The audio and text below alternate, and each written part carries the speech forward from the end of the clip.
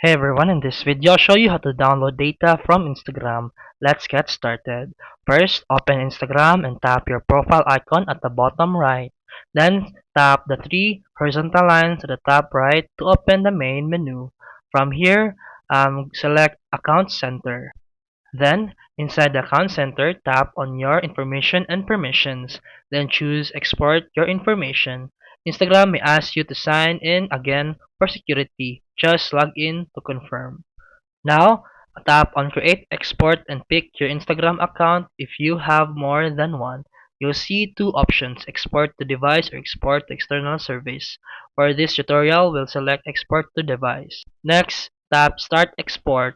You can choose what categories you want, like post, comments, like, save, content, or message. You can also set a date range if you only want data from a certain period.